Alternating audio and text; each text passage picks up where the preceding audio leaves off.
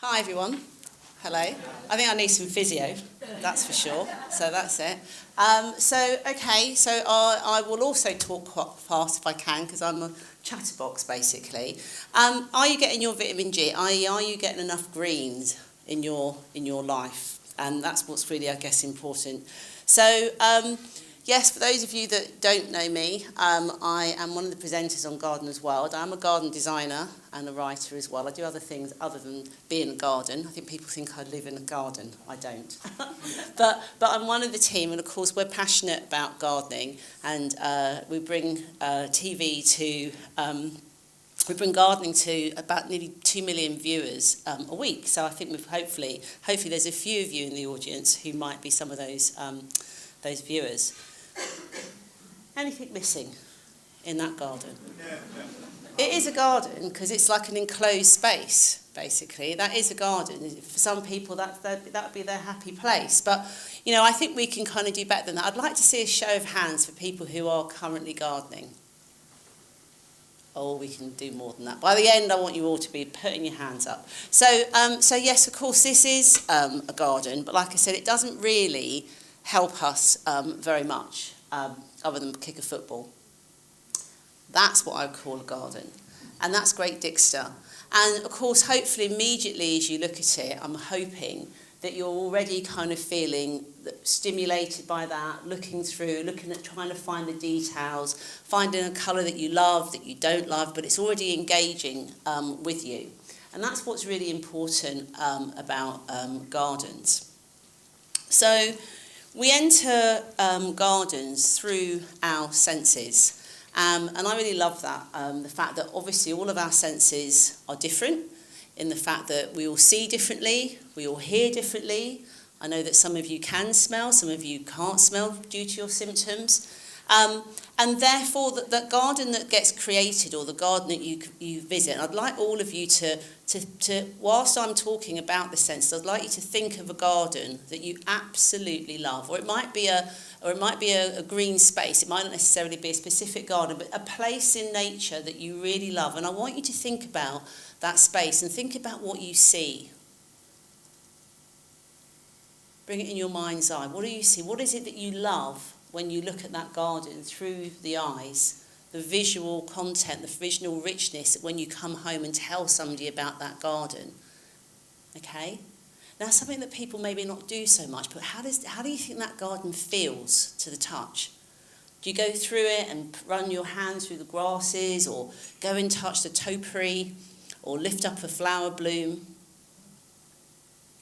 And even for some of you, when we go on to the sense of smell, and I know that is a symptom that can be something that some people lose, but I don't know, maybe you can bring in your imagination what things did used to smell like. Or if you can't smell, just know that those molecules for smell are still there, just unfortunately your nose can't pick that up. So what would you love it to be? Do you love roses? The idea of a rose or something?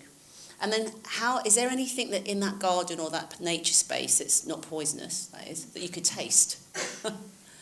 You know, maybe you've not really sort of thought about, you know, picking off a mint leaf or the herbs that are within that garden. And then, of course, you know, how does that garden sound? Oh, that was a quick sound, wasn't it? That's okay. It's only a little, Michelle. Don't worry. It was a few birds singing, whatever. But, you know, so the thing is that when we're in gardens, you know, we're using all of our senses all of the time to a greater or lesser degree. And for me, that's where the magic of healing starts within a garden, or the fact of being able to feel really restful. But there's also the sixth sense within a garden space. And that's that bit where we go into a garden, and this is up in Lowther Castle, and where there's just that magic that you can't almost put your finger on. And we call that the genius loci, the spirit of the place.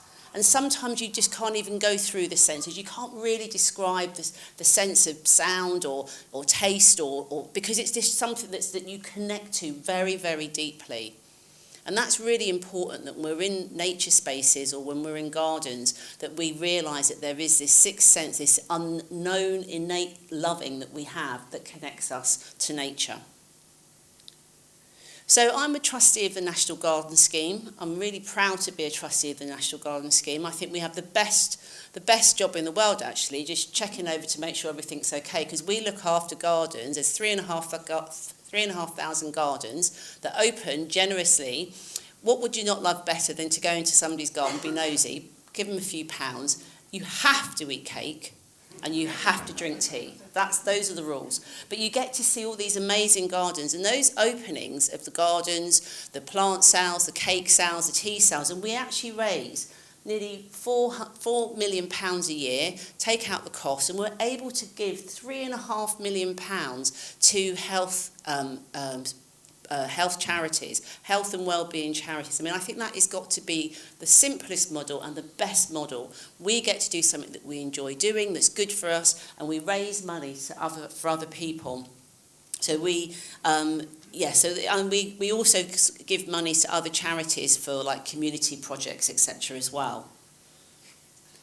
So in 2024, we've got this year to still do, but in terms of Parkinson's, we were able to help 9,000 people with Parkinson's through us raising money that helps to fund the Parkinson's nurses, who we know are essential in Parkinson's care. And there's just an array of where the other monies go, but I have to hurry up because I've got to keep an eye on time. But that's what I think that's really great, is that this is gardens. Gardens are driving all of this help into our communities. So, and in 2022, we were really proud to have a 10-year relationship with Parkinson's UK, who's one of our beneficiaries. And up until that point, we'd raised nearly £1.5 million. Can you imagine that? £1.5 million, literally from eating cake.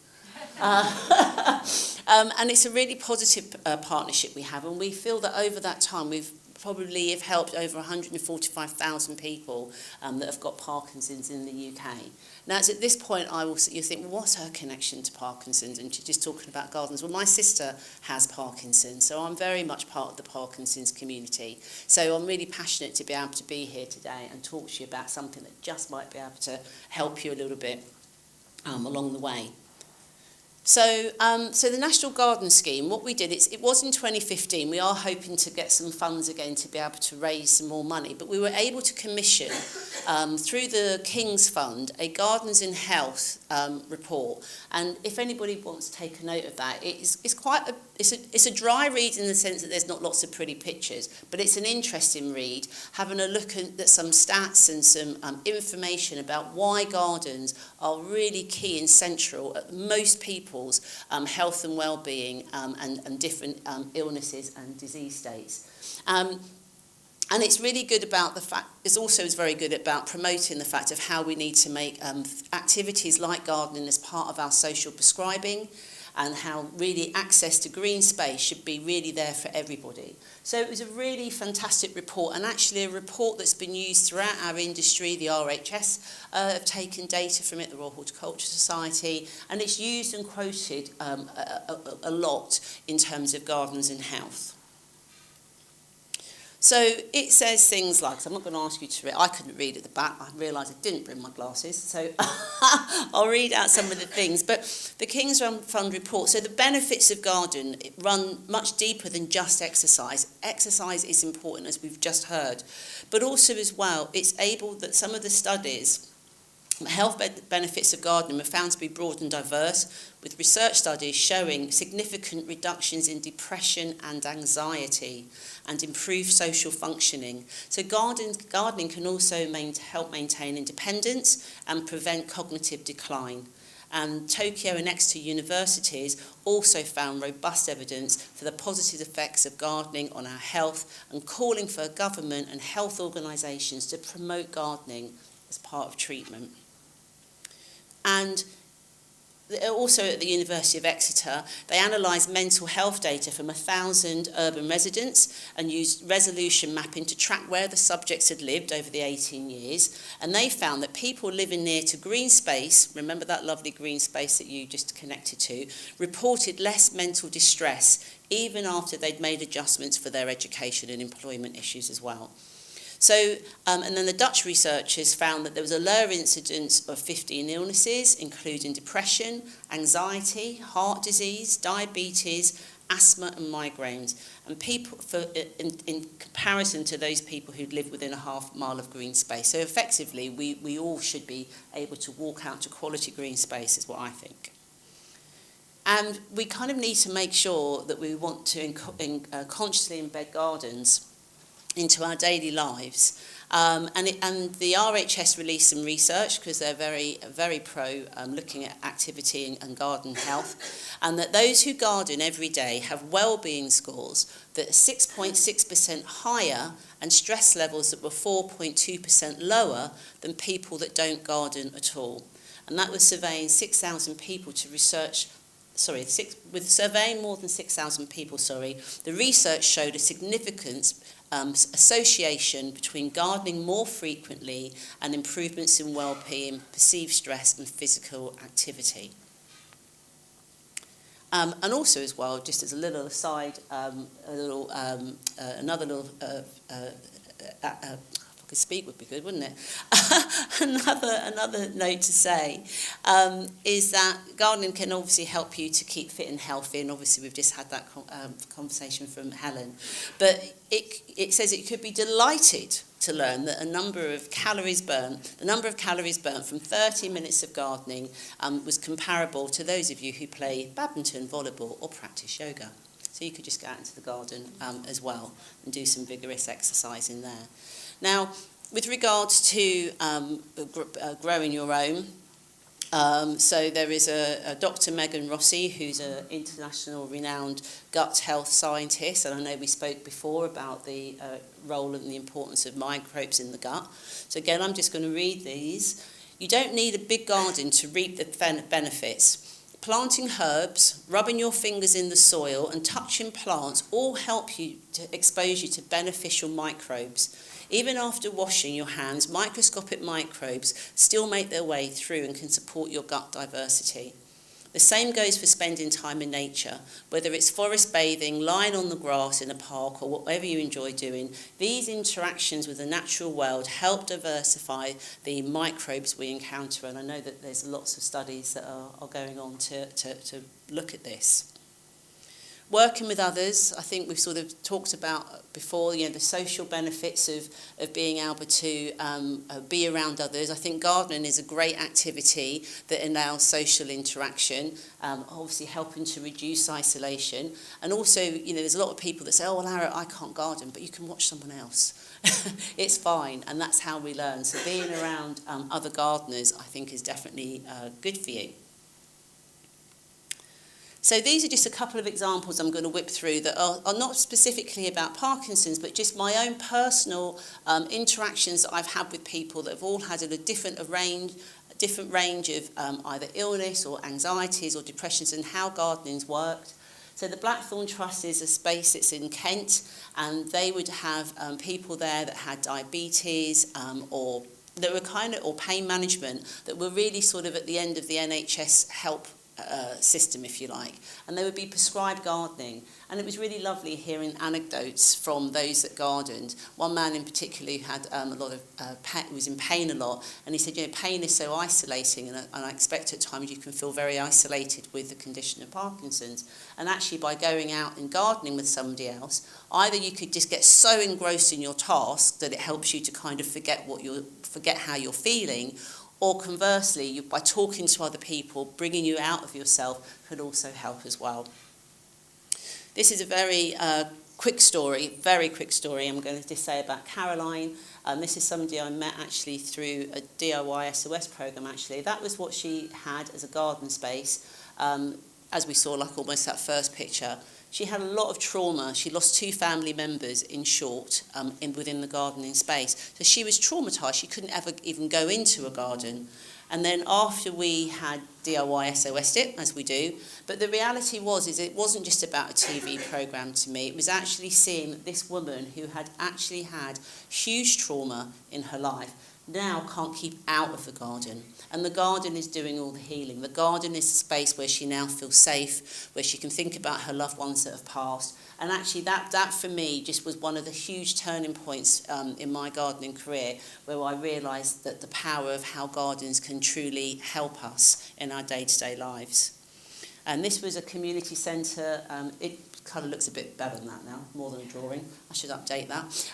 But we wanted to bring people together, again, who wanted to grow, who grow food together, activities, and it was a really wide range of ages and abilities, and so it really was a lovely social interaction space where people, again, there was not a demand on being able to garden. You could just go and sit and be. That is as restorative. It doesn't have to be that you have to do the action of gardening. It could be that you're just sitting within a nature space.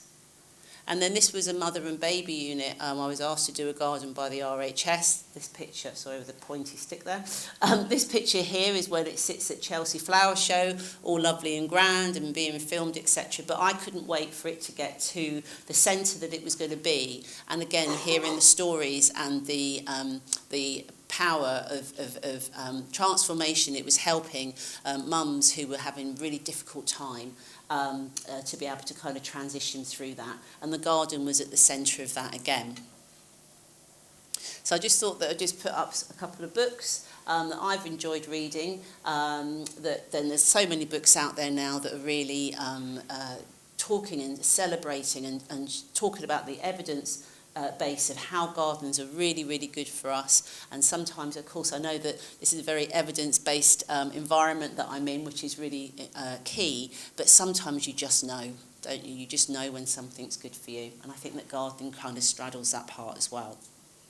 So, gardens and nature as a therapy, your daily vitamin G, your daily vitamin green, okay? So the RHS, I think there's 5 ways that you could get your dose of vitamin G a day. So it could be about taking a mindful moment in your local garden or local green space, just pausing for a minute to appreciate new green leaves or listening to bird song, or if you're able to, still enjoy the sense of blooms and to refresh your mind and senses. It's also about bringing the outside in, because I appreciate that not everybody's got a garden, so it could be about putting house plants around your house, and they will also help to, studies have shown that they can reduce stress, increase productivity if you're working from home, and also improve attention span and improve reaction to speed.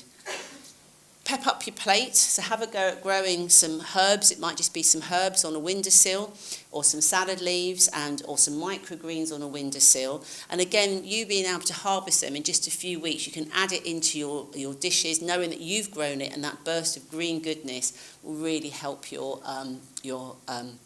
homegrown flavour to your meals. Could be about planting up a container. I'm always trying to encourage my sister to do that. Sometimes the garden can feel overwhelming, especially if you're having a bad day. But it could be just literally having one container that with your favourite plants, and fill it with that. Make sure it's tactile, or has it got the plants that you really like the look of. And of course, it's not just cheerful for you, it's going to be cheerful for everybody that comes to visit you as well. And then green up your day. Think about how you can connect to nature in your day-to-day activities. So it could be sort of taking the walk through the park. If you can go a different distance, if you're going to the shops, maybe you can go via the park instead. Sitting outside and having your lunch out in the garden. So thank you, and I hope you go and get your vitamin G.